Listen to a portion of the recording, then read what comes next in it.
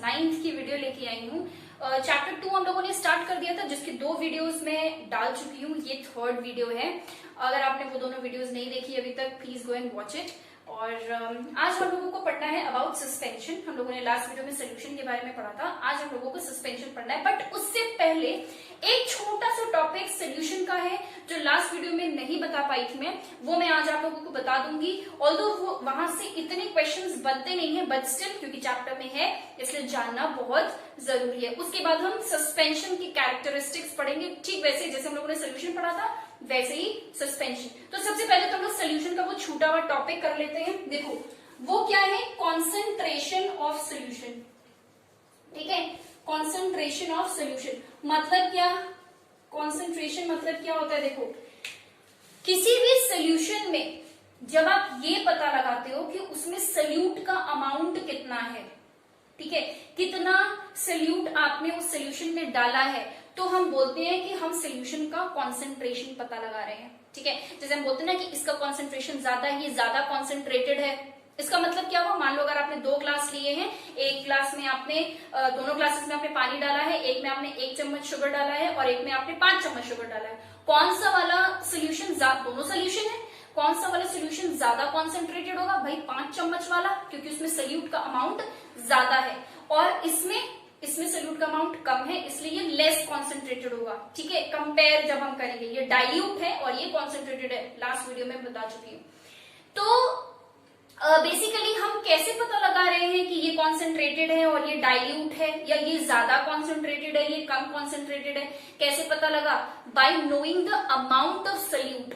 जब तक मुझे सोल्यूट नहीं पता चलेगा कि कितना सोल्यूट डाला है उसमें, तब तक कोई फर्क नहीं पड़ेगा, तब तक मैं नहीं पता लगा पाऊंगी कि कौन सा कॉन्सेंट्रेटेड है and which one is not concentrated. तो इसीलिए हमें कॉन्सेंट्रेशन ऑफ सोल्यूशन पता करना जरूरी होता है। ठीक है, तो basically when we talk about concentration of a solution, we are talking about the concentration of the amount of solute that is present in the solution. अब कॉन्सेंट्रेशन निकालने के मैं आपको 3 मेथड्स बताऊंगी। ठीक है, देखो सबसे पहला है हमारा मास बाय मास। ठीक है, मास बाय मास, परसेंटेज लिख लो क्योंकि जनरली परसेंटेज में दिया जाता है। मास बाय मास परसेंटेज में जब हम कॉन्सेंट्रेशन निकालते हैं, ठीक है, कॉन्सेंट्रेशन में ऐसे लिखी हूँ, शॉर्ट फॉर्म में ऐसे लिखती हूँ। ठीक है, कॉन्सेंट्रेशन में तो हम सबसे ऊपर लिखते हैं mass of solute divided by mass of solvent into 100 क्यों किया? क्योंकि परसेंटेज में निकालना है। ठीक है, हम कोई चीज परसेंटेज में निकालते हैं तो मल्टीप्लाई कर देते हैं 100 से। अगर आप ये 100 हटा दोगे तो मतलब आपने फ्रैक्शन में निकाला है, परसेंटेज में नहीं निकाला है। परसेंटेज में वैल्यू निकालनी है तो फिर आपको 100 से मल्टीप्लाई करना पड़ेगा। बेसिक चीज है ये। अब इस पे मतलब इसका मतलब क्या हुआ? इसका मतलब ये हुआ कि अगर मैं आपसे बोलूं, बहुत ध्यान से सुनना, ठीक है, थोड़ा सा कॉम्प्लिकेटेड हो सकता है लगे, सुनो जरा ध्यान से। अगर मैं आपसे बोलूं कि ये एक सोल्यूशन है और इस सोल्यूशन का मैंने आपसे बताया कि इस सोल्यूशन का कॉन्सेंट्रेशन 30% है। ठीक है, इस सोल्यूशन का मास बाय मास कॉन्सेंट्रेशन कितना है? 30% है। इससे मैं क्या समझूंगी? इस 30% से क्या समझूंगी? इसका मतलब मैंने क्या बताया कि कॉन्सेंट्रेशन कितना है? 30% है। इस 30% को मैं ये लिख सकती हूँ 30/100। भाई परसेंट का मतलब यही तो होता है कि 30% का मतलब क्या हुआ? 100 में से 30। ठीक है, तो मैं 30% को 30/100 लिख सकती हूँ। पता है ये बातें? बहुत अच्छी बात है। नहीं पता है तो अभी सीख लो। ठीक है, तो अगर मैं बोल रही हूँ कि 40%, इट मीन्स कि मैं 40% को 40/100 लिख सकती हूँ। ठीक है, अच्छा अब जब मैंने 30/100 इंटू 100 कर दिया तो देखो वही वैल्यू आ जाएगी। कॉन्सेंट्रेशन कितनी आई थी मेरी? 30 मैंने बताया था। जब आप इसको कट करोगे तो वही 30 वैल्यू आ जाएगी। यही तो बताया था मैंने। क्या बोला था? इस सोल्यूशन का कॉन्सेंट्रेशन 30 है। इसका मतलब कि कॉन्सेंट्रेशन की वैल्यू कितनी आनी चाहिए? 30 आनी चाहिए। 30 कब आएगी? जब आप मल्टीप्लाई और डिवाइड दोनों 100 से करोगे। इसका मतलब क्या हुआ? अगर मैं इसको डिवाइड ना करूं तो इसका मतलब क्या हुआ? देखो यहां पर हम क्या लिखते हैं? मास ऑफ सोल्यूट, यानी कि इस सोल्यूशन में सोल्यूट कितना है? 30। सोल्यूशन,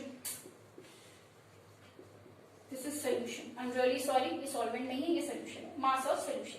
सोल्यूशन कितना है यहाँ पर 100, ठीक है, और इंटू 100 तो हम फॉर्मूले में लिखते हैं। मतलब इसका क्या हुआ, जब मैं ये बोल रही हूं कि किसी भी सोल्यूशन का मास बाय मास कॉन्सेंट्रेशन 30% है, इसका मतलब मैं ये बोल रही हूं कि अगर मैंने मास की बात करें ना, मास मतलब ग्राम्स, अगर मैंने 100 ग्राम सोल्यूशन लिया है तो उसमें 30 ग्राम सोल्यूट डाला हुआ है, ठीक है। अगर मैंने 100 ग्राम सोल्यूशन लिया है तो उसमें 30 ग्राम सोल्यूट डाला है।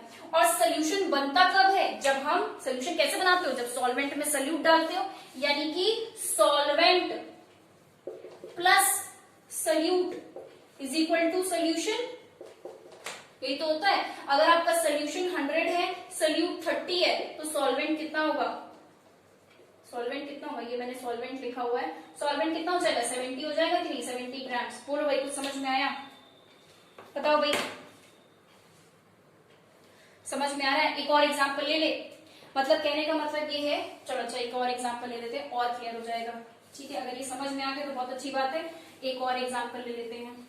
देखो, मान लो कि मैं आपसे बोलती हूं कि किसी सोल्यूशन का कॉन्सेंट्रेशन 50% है, ठीक है। एक कोई सोल्यूशन है जिसका कॉन्सेंट्रेशन कितना है 50%। इसका मतलब क्या हुआ भाई, 50% को कॉन्सेंट्रेशन कितना है, कॉन्सेंट्रेशन कितना बताया 50%। इसको मैं ऐसे लिख सकती हूँ, क्या कोई फर्क पड़ेगा, लिख सकती हूँ ना, डिवाइड कर दिया 100 से, मल्टीप्लाई कर दिया 100 से, कोई फर्क पड़ा, 50-50 रहेगा, कोई वैल्यू में कोई चेंज नहीं आया।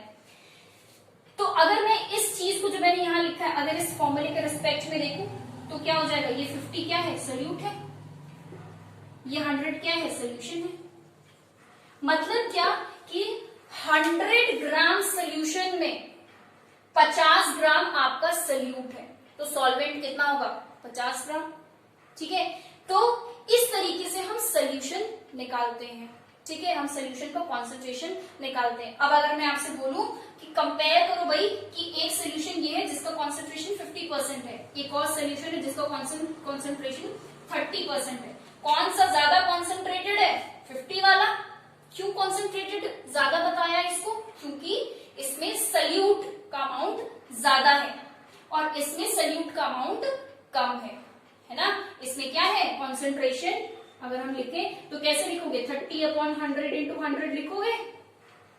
इसका मतलब कि यहाँ पे सोल्यूट कितना है 30, यहाँ कितना है 50, तो भाई इसमें सोल्यूट ज्यादा है, इसमें कम है, तो कॉन्सेंट्रेटेड कौन सा हो गया, ये वाला हो गया। इस तरीके से आपका कॉन्सेंट्रेशन पता लगाया जाता है। जनरली आपका कॉन्सेंट्रेशन जनरली आपका कॉन्सेंट्रेशन जो है वो परसेंटेज में दिया जाता है। तो ये हो गया आपका मास बाय मास। एक और अगला मैं बता देती हूँ, आई होप ये चीजें कुछ समझ में आई होंगी, इसको इरेज कर दें। नेक्स्ट देखो, अगला आपका कॉन्सेंट्रेशन का तरीका है mass by volume, mass by volume. Volume लिखा है मैंने, ये भी परसेंटेज के उसमें फॉर्म में हम निकालेंगे। तो कैसे निकालते हैं, देखो कॉन्सेंट्रेशन ऊपर लिखते हैं हम mass of solute divided by volume of solution और इनटू कर देंगे 100 क्योंकि परसेंटेज में निकाला है। अब अगर इस केस में फटाफट समझा दे रही हूँ, अगर इस केस में मैं आपसे बोलूं कि एक सोल्यूशन है जिसका कॉन्सेंट्रेशन है 30% या 40%, थोड़ा सा चेंज कर दे वरना बोर हो जाओगे तुम लोग, 50-30 40% मान लो मैंने कॉन्सेंट्रेशन ले लिया, ठीक है। तो मैंने यहाँ पे कॉन्सेंट्रेशन कितना ले लिया 40%। जब मैंने 40% कॉन्सेंट्रेशन लिया है तो भाई कॉन्सेंट्रेशन को मैं कैसे लिख सकती हूँ, ऐसे लिख सकती हूँ 40/100 इंटू 100, है ना, कट जाएगा, कोई चेंज नहीं आएगा। इसका मतलब क्या हुआ, ये क्या है, ये 40 क्या है, सोल्यूट का मास, मतलब कि 40 ग्राम्स। याद रखना, मास मतलब ग्राम्स, वॉल्यूम मतलब लीटर्स या ml। ये यहाँ पे हम लोगों ने वॉल्यूम जो है वो ml में लिया है, यानी कि 100 ml सोल्यूशन। इसका मतलब क्या हुआ, अगर मैं आपसे बोलूं कि किसी सोल्यूशन का मास बाय वॉल्यूम परसेंट 40 है, इसका मतलब ये हुआ कि 100 ml सोल्यूशन में, वॉल्यूम की बात हो रही है, नीचे वॉल्यूम है देखो, 100 ml सोल्यूशन में 50 ग्राम सोल्यूट हमने डाला हुआ है। ठीक है, 100 ml सोल्यूशन में 40 ग्राम्स हमने सल्यूट डाला हुआ है। ठीक है, तो कुछ है नहीं इसमें, बस आपको समझना है कि 40% का मतलब है क्या। 40% का मतलब यहाँ पे क्या है कि 40 ग्राम सल्यूट आपने 100 ml सोल्यूशन में डाला हुआ है। यूनिट्स ध्यान रखना है। ठीक है, तो इस तरीके से हमारा दूसरा कॉन्सेंट्रेशन हो गया। अब जरा तीसरा बता दें आप लोगों को।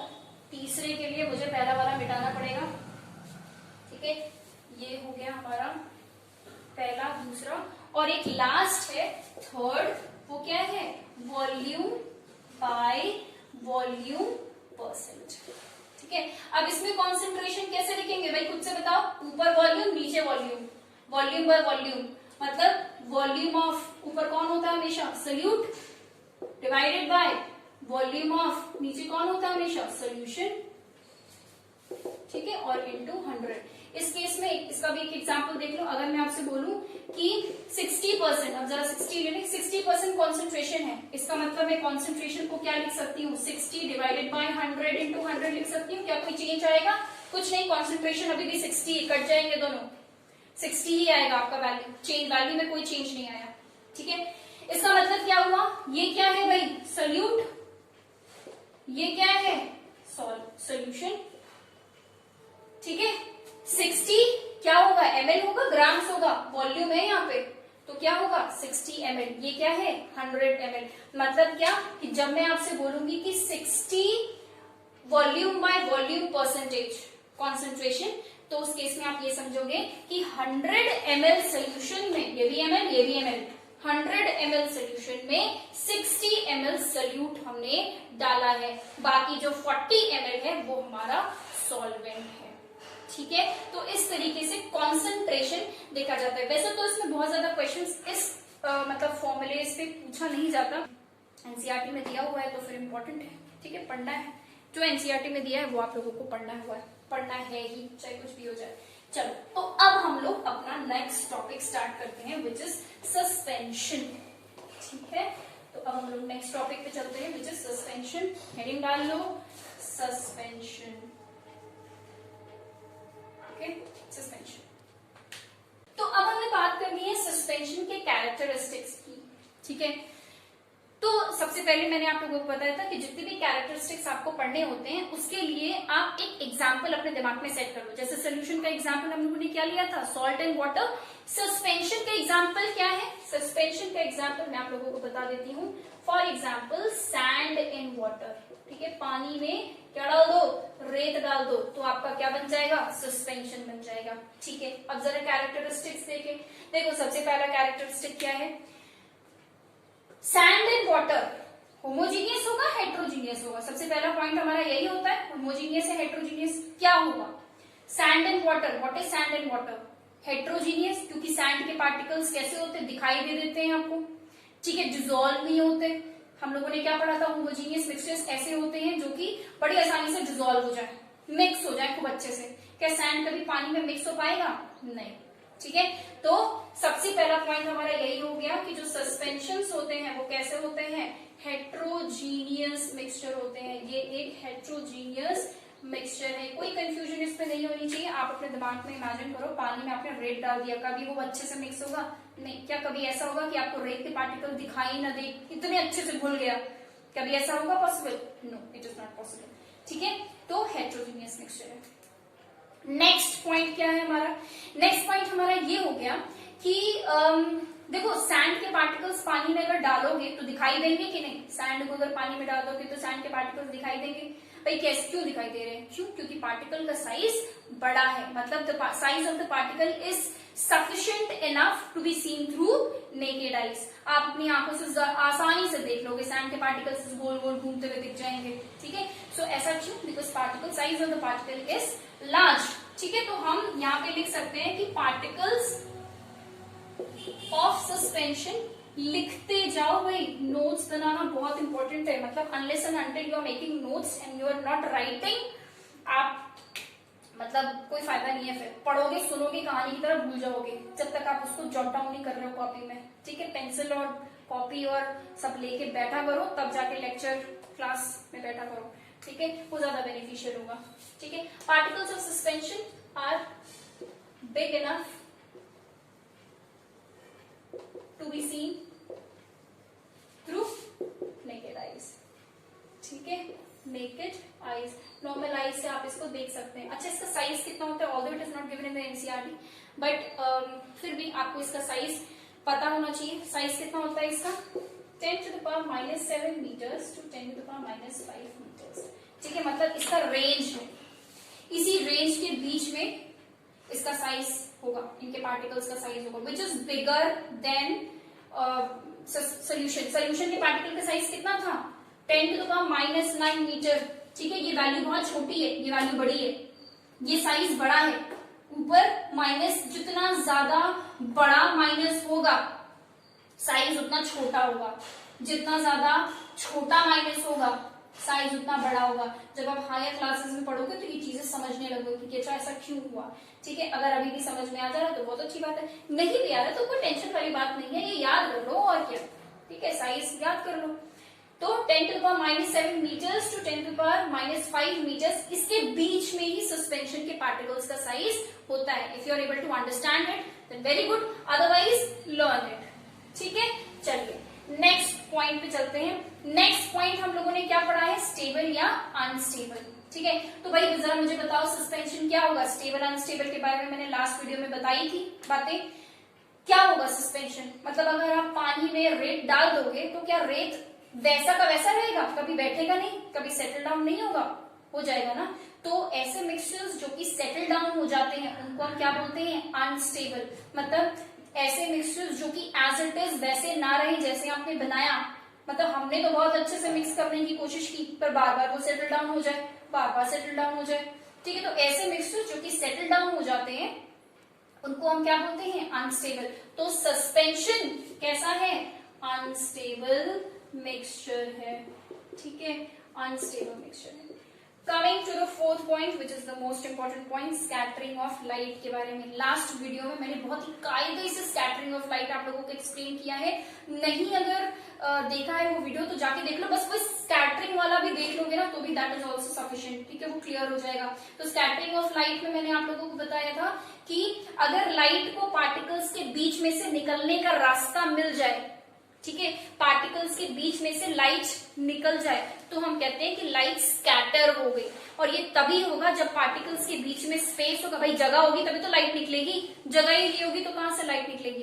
पार्टिकल्स के बीच में स्पेस होना चाहिए और पार्टिकल का साइज बड़ा होना चाहिए, तभी लाइट जो है बीच में से निकल पाएगी। लाइट आपको गुजरती हुई दिखाई देगी, अदरवाइज लाइट गुजरती हुई नहीं दिखाई देगी, अदरवाइज लाइट स्कैटर नहीं होगी। जैसा कि सोल्यूशन में हुआ था, particles of solution are very small and the space between them is also very less. That is why the light does not get path between them to pass through.